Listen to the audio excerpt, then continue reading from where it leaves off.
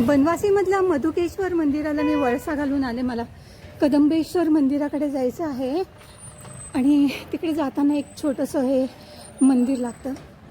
हे जे गावं आहेत म्हणजे महाराष्ट्राला लागूनचं जे खालचं आहे आणि खालचा भाग आहे जो समुद्राच्या जवळचा आहे, तो जवळपास असं कोकणाचं फिलिंग येतं तुम्हाला. एक तर तुम्ही असे चिरे आहेत ना, तशी बांधकामं आहेत त्यांनी केलेली.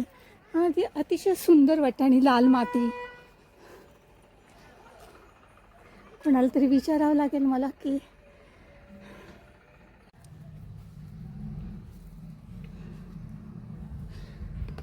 अतिशय मोठं शिवलिंग आहे हे कदंबेश्वर आहे. त्याच्या अगदी खेटून फक्त ते जे छोटं आहे, देवालय छोटं आहे पण शिवलिंग मोठं आहे. हे कदंबेश्वर. वा वा, मस्त आहे ते. उधर दूर एक टेम्पल. हाँ वो सब देखा.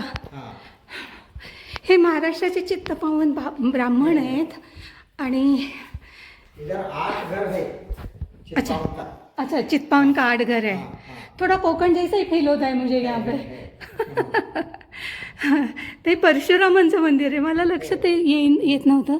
ते परशु आहे नाही का, परशु आणि धनुष्यबाण जय परशुरामची. ते जे खाली टाकं आहे आणि हे छोटंसं मंदिर आहे ना, हे रेणुकेचं मंदिर आहे. आणि हे जे मंदिर आहे हे परशुरामांचं मंदिर आहे. आणि हे जे आहेत हे पुरोहित आहेत तिथले. आणि त्यांनी सांगितलं की हे जे चित्तपावन ब्राह्मण आहेत त्यांनी हे बांधलेलं आहे आणि त्यांची 8 घरं आहेत. तर त्या 8 घरामध्ये हे सगळे हे परशुरामांचं मंदिर आहे आणि तिकडे रेणुका मातांचं मंदिर आहे. आणि आदि मधुकेश्वर मंदिर आहे. तिथलं जे छोटंसं तळ आहे तिथे परशुरामांनी परशु धुतला होता ज्यावेळी त्यांनी वध केला होता त्यावेळी. तर खूप छान झालं, एकदम माहितीही चांगली मिळाली आणि दर्शन पण झालं. फोर्ट हे जे ना मॅनमेड आहे, म्हणजे हे नंतर बनवलेलं आहे. इथे सोल्जर्स उभे राहून त्याच्या मागची जी त्यांची जी जागा आहे त्याचं रक्षण करायचं. हे पूर्वीच्या 2ऱ्या शतकात बनवलेलं होतं.